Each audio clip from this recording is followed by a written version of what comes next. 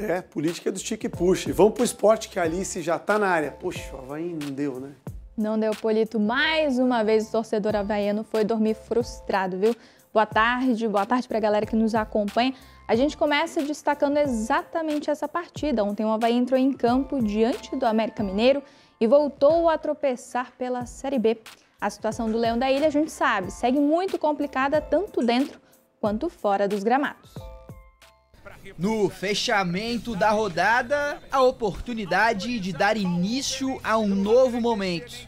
O Avaí até começou bem contra o América Mineiro.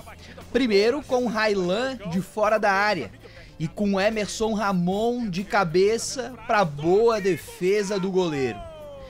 Mas foi o time mineiro quem abriu o placar. Vacilo da defesa pelo lado esquerdo e gol de Arthur. Cara a cara, tua batida! Gol! O Avaí voltou para o segundo tempo tentando esboçar alguma reação. Faltou combinar com o Cauã Diniz, um chutaço no ângulo para ampliar o placar no Independência.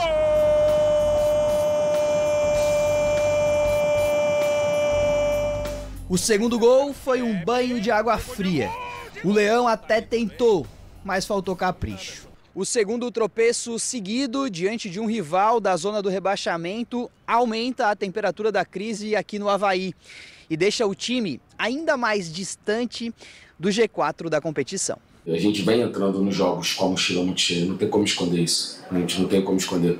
Só quem está no dia a dia sabe do que a gente passa, sabe os nossos problemas internos. O Leão fechou a rodada na 12ª posição, a 6 do Criciúma, atualmente o primeiro time do G4. Pela frente, um desafio e tanto. O Leão recebe o Goiás, o líder da competição, no próximo domingo. Agora já pensar no próximo jogo contra o líder, para que a gente possa voltar a vencer e nos aproximarmos da parte de cima da tabela, que é o objetivo do Avaí. Mais uma oportunidade para reverter um cenário cada vez mais preocupante. Cláudio Caticarte, nosso comentarista esportivo, já está com a gente. Boa tarde, Cláudio. Vamos repercutir a atuação do clube, que veio aí mais uma vez de uma derrota. Amazonas era lanterna, América era vice-lanterna. O que está faltando para o Avaí, Cláudio? Boa tarde. Boa tarde, Alice. Boa tarde aos amigos que nos acompanham aqui no Balanço Geral. O que faltou para o Avaí, viu, Alice, foi consistência. A ideia inicial de jogo do técnico Jair Ventura foi até interessante, um 4-4-2, mas com o Marquinhos Gabriel à frente junto com o Kleber, e quem fez essa segunda linha nesse meio de campo foi o Emerson Ramon pelo lado esquerdo, João Vitor pelo lado direito e na parte central ali com o Delo Piaggi e também o Zé Ricardo. Delo Piaggi se machuca com 11 minutos, né? E aí o azar por parte do treinador. O Avaí estava bem encaixado, foi um primeiro tempo até equilibrado. Veja que o Avaí até teve, né, uma posse de bola muito próxima até do que a equipe do América. Foi mais efetivo, né? Fez o gol numa falha de marcação por dentro. O Eduardo Brock, né, não acompanha e não faz o bloqueio defensivo e os jogadores conseguem flutuar nas costas do lateral esquerdo, DG. E sai o primeiro gol. No segundo tempo, o América tentou resolver a partida logo no início, né? E consegue num belo gol. Depois, apenas administrou o resultado, se fechou e o Avaí tem tido dificuldades contra equipes fechadas, viu, Alice? Pois é, e agora falando do extracampo, vamos repercutir um pouco também, porque para atualizar nosso telespectador que ainda não viu, o Avaí pagou parte dos salários dos seus jogadores e também há uma picuinha aí, uma possibilidade de uma saída do técnico Jair Ventura, né? É verdade, situação extracampo que acaba entrando dentro também, né, do jogo. É importante a gente falar, os salários, o Avaí pagou uma CLT, então ainda tem 3 contratos, né, de salários de imagem em atraso e uma CLT agora, eram 2 menos uma. A gente viu o treinador Jair Ventura falando, né, ninguém sabe o que a gente passa aqui, acaba no dia a dia refletindo e pode entrar nos jogos. Você perde um pouco do foco e olha o que aconteceu na tabela de classificação, o Avaí despencou, né, tá na 12ª posição, apesar de estar 6 pontos do G4. Agora, a situação do Jair Ventura, estão sendo ventilados no Brasil 2 possibilidades, né, de equipes da Série A poderiam querer o Jair Ventura, é o caso do Vitória e do Fortaleza. Do Vitória, eu busquei informações com colegas jornalistas lá de Salvador. Lá dizem que não tem nada. Ou é a manutenção do auxiliar técnico, o Rodrigo, ou a contratação até do Cláudio Tencati. Agora, de Fortaleza, viu, Alice? Aí sim, as informações são que pode ser uma das possibilidades. Tá difícil a vida do Avaí, né? O pessoal que tá em casa, se quiser opinar sobre o futuro do nosso Leão da Ilha, quiser mandar mensagem, repercutir o assunto, 489-9191-4706.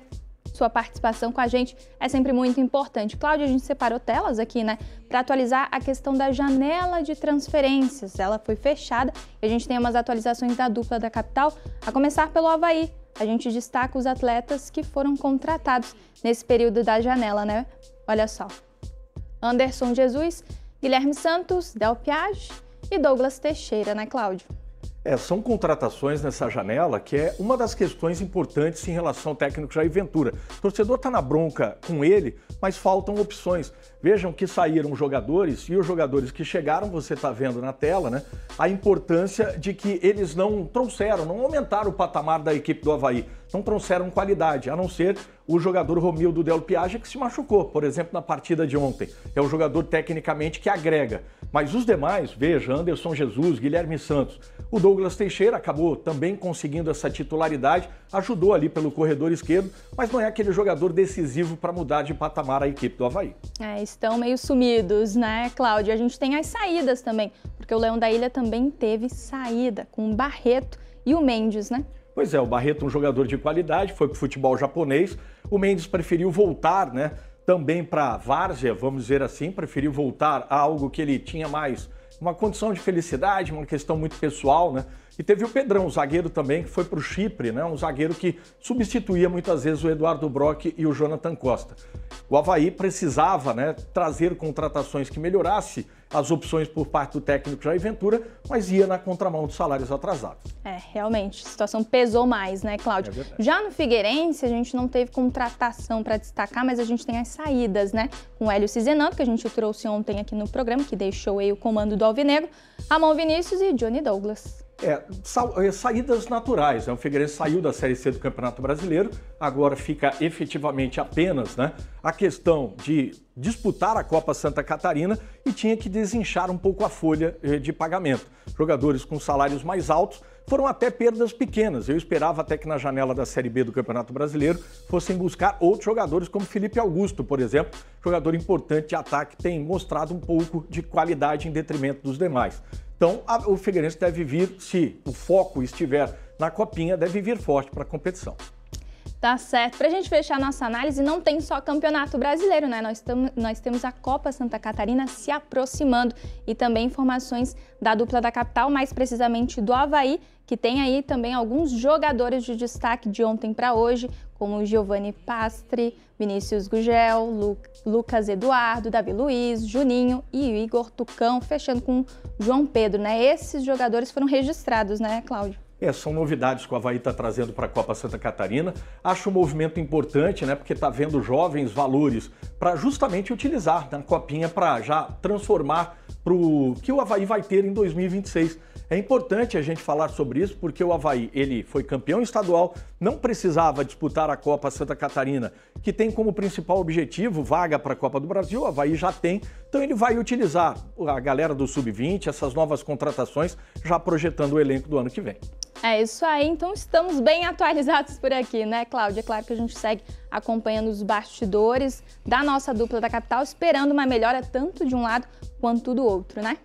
É isso mesmo, Alice. E a gente te acompanha todos os dias no jornal e na coluna, né? Isso, e a gente tá todos os dias aí no Grupo ND, né? No Jornal ND, também no portal ND+, e o Clube da Bola, todo sábado às 1h30 aqui na NDTV Record. Obrigada, Cláudio, pela participação e até mais. Boa tarde.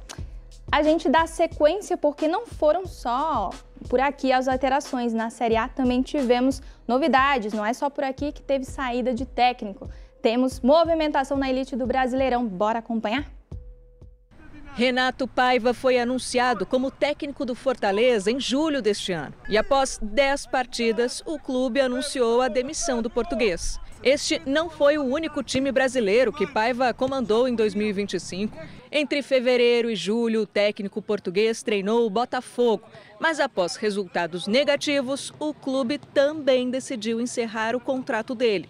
O português é 17º técnico demitido entre os clubes da Série A neste ano. Tem gente indo, mas tem gente chegando. Pelo lado do Atlético Mineiro, Jorge Sampaoli assume o lugar de Cuca, demitido na semana passada. Será a segunda passagem do técnico argentino no time mineiro. Polito, a data FIFA dando uma movimentada aí nos clubes da elite do Brasileirão. Agora, voltando à dupla da capital, a gente perguntou para o nosso telespectador sobre a vida do Avaí. Já tem gente repercutindo, mandando mensagem. Olha aí a Patrícia, infelizmente o futuro do Avaí é lutar para não cair para a Série C. A Patrícia já está meio triste ali com a situação do Leão da Ilha. A Avaí vem para a Série C para jogar com o Furacão do Estreito, o Roque Luiz, dando sua participação também. Temos mais uma. Essa situação do Avaí só tem um responsável, o Júlio, presidente do Avaí, né, gente? Se ele não sabe administrar um time de futebol, ele abandona o cargo e sai pela porta da frente. É a opinião do Fabiano, os bastidores do Leão da Ilha movimentadíssimos, Polito. Foram coisas que aconteceram que acredito que poderiam ter sido evitadas, né? Pareceram mais erros administrativos do que outra coisa. Com toda certeza. Torcedor havaiano com uma pulga atrás da orelha do que está acontecendo aí. A gente segue acompanhando, né, Polito? Até amanhã. Obrigado, Alice. Até amanhã.